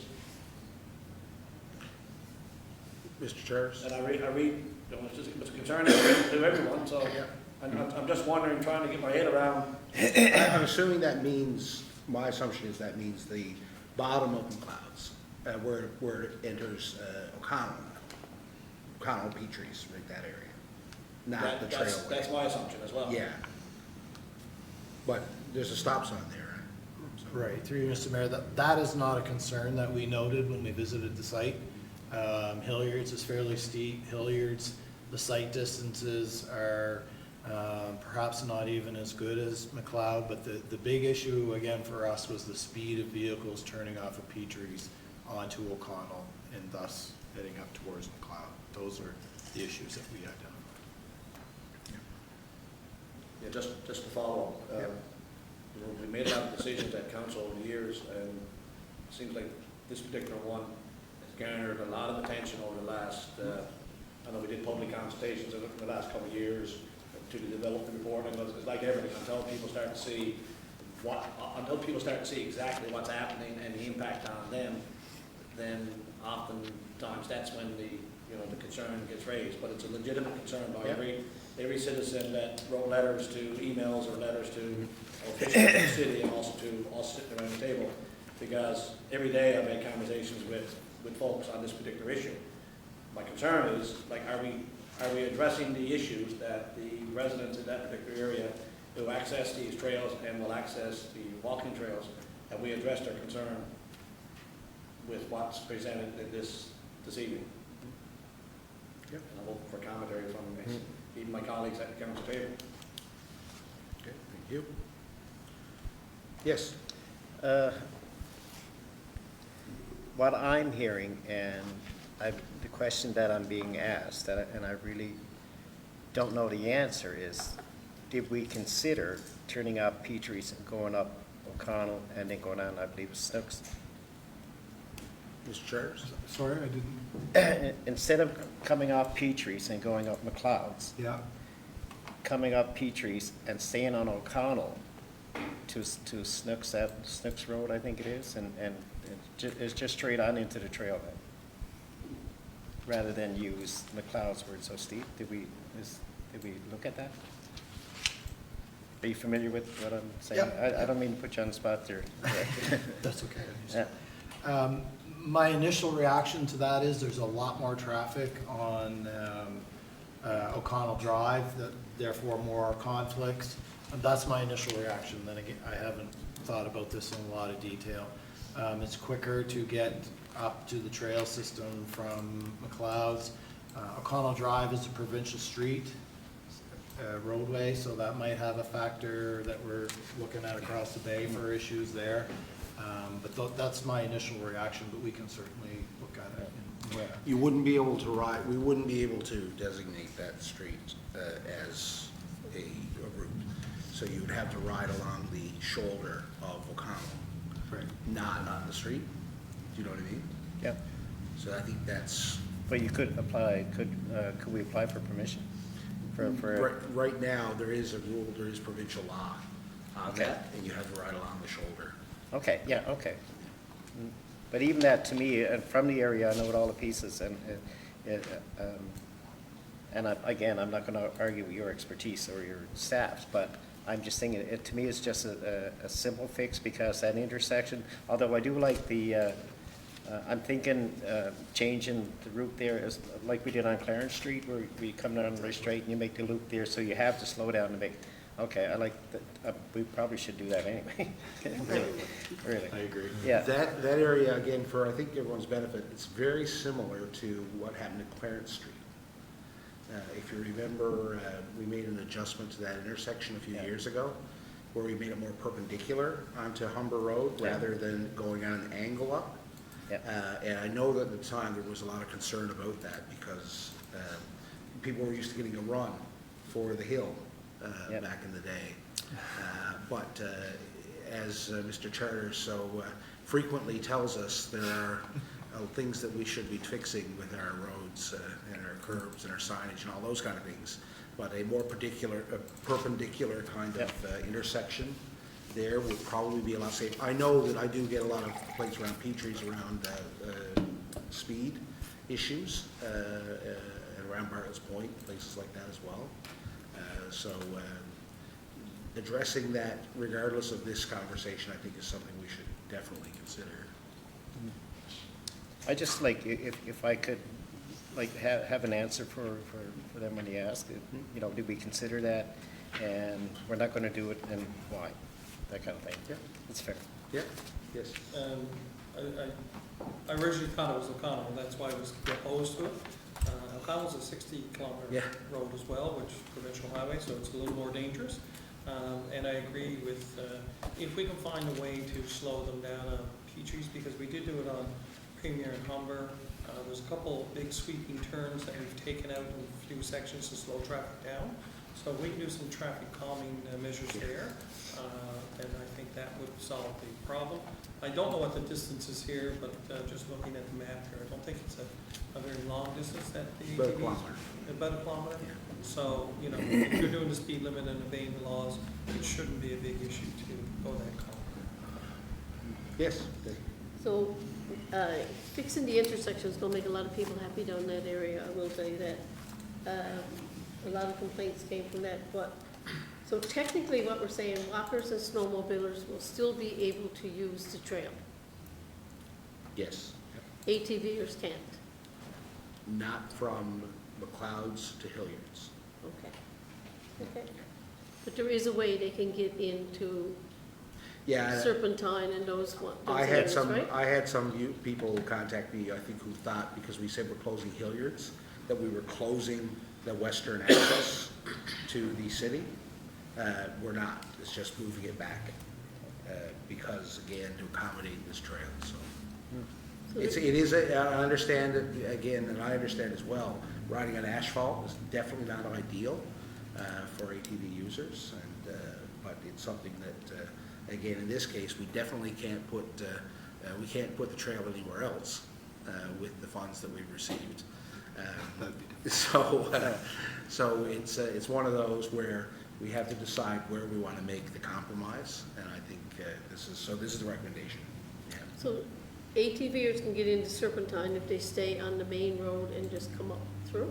Yes, you would stay, instead of turning up into Hilliard's, you'd stay on Petrie's, And go on down, and you turn up at O'Connell / McLeod's. Okay.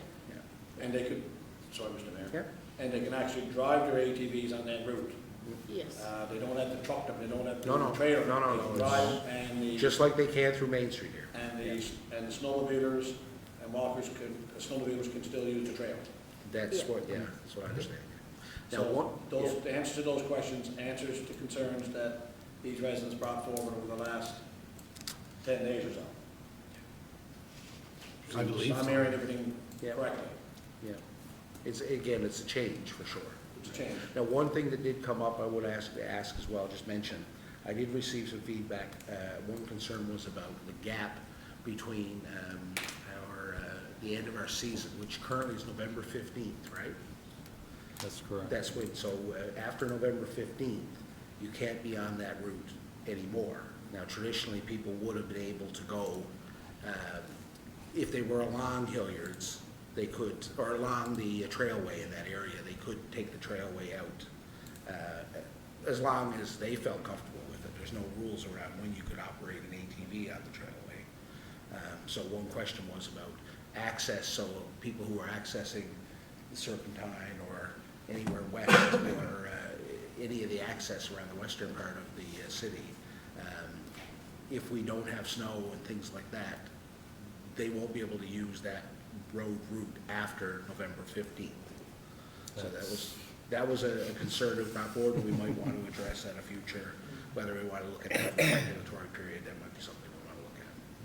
You extend the period. Well, I don't know, Yeah, this is or something maybe we gotta something in figure the out, future. yeah. Okay. Yeah. Yes, I was just gonna say that maybe we can look at extending that particular part of the route Yeah. for that period of time. But I will say this, Mr. Mayor, I want to commend our staff for working on this and taking into account what the residents have said. The Trans-Canada Trail, we've been talking about that now since last year, I guess. And, you know, applying for funding, getting the funding, doing the engineering and so on. So this has been on the go for quite a while, so it's not something we're going to change to now, and the project has already started, as I understand. There's a pedestrian bridge that goes in there, I guess, as well, that has to get done this year, I think. Oh, Yeah, and so that work has started now.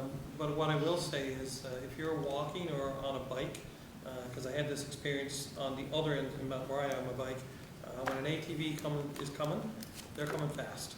And really, there is a conflict between pedestrians, cyclists, and ATVs on those trails. And they're not designed for them, and they will do damage to the trail, which is, you know, one of the big concerns as well. But safety overall has to be foremost in our mind.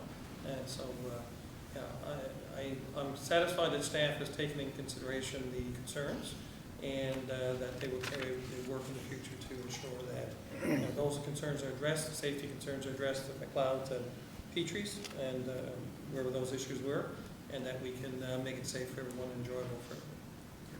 Thank you. Yes? Now, just to follow up, I think we've addressed the walkers and we've addressed the snowmobilers and everything like that, the intersection. But another issue that I'm hearing is that because of the grade, and, you know, these bikes aren't, the ATVs aren't the quietest thing on the road. And it's a noise issue. So I'm just thinking if there was any way to get away from McLeod's, and you'd be looking after that too. So has the noise been part of the conversation for the residents? Like, Chairs? Through Mr. Mayor, I mean, certainly, I don't find that side-by-sides and quads are a big issue. It's, as Director Flynn can attest to, it's dirt bikes with the loud mufflers are typically the loud. That said, it would be no different than on Hilliard's Road for noise issues. Yeah,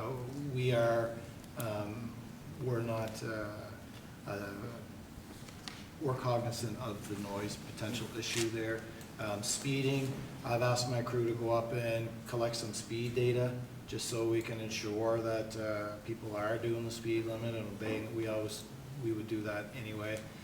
So we're collecting a lot of data up there just to ensure what we're intending is not only safe, but not causing a lot of issues for folks. and just follow up, Mr. Mayor, if I can, I think this is probably another one of those issues that once it plays out and we get one turn with it, then all the ugliness will come out, or and maybe it's, well, you know what, it's not that bad at all, kind of thing, right? But I think it's important that the residents, especially on that street, know that, you know, we have their ear, that we understand that, you know, they have a right to sit on their back deck and have a chat just like everybody else does. So, you know, as long as we're working on everything and see how it plays out, yeah. Yeah, But and I think we do have the answer to that. Like Councilor Greider said, I think the feedback that we received was very thoughtful on this one. It wasn't just NIMBY type issues, it was very much legitimate concerns for safety and things like that. And yeah, we have learned some lessons here. I think that there's some good recommendations out of this. Yep. But we have to do it now anyway for this portion of the season. So we do have a good trial period as well. So during the session, we would have to relieve this traffic somewhere, right? Any other comments, questions? I'm just going to finish with that, Mr. Mayor, if I can. Yeah. Again, because I'm, you know, I'm asked a lot. But I'm wondering where, I don't know how many walkers you have. I don't know how many snowmobilers you're going to have, and then as compared to people that live on the street. So if there's 4 houses there, so where, you know, the walkers like it, the snowmobilers like it, but the 4 residents say it's too loud. I don't know how much would we give that as part of when we're thinking about doing it for next year, right? So, well, it's only 4, but that's everybody on the street, right? Yeah. You know, as long as we keep everything in, yeah, okay. Anyway, it's asked to bring it forward. Absolutely. Absolutely, okay, anything else? Good, Well covered. okay. Okay, I'm gonna take a vote. All those in favor say aye. Aye. Counterminded? Carried. Excellent. Okay, we do have a short in-camera session afterwards, so we're going to adjourn the public portion of the meeting. Councilors, if you would like to take a little break for a second, and we'll re-enter after we get it cleared out. Thank you very much.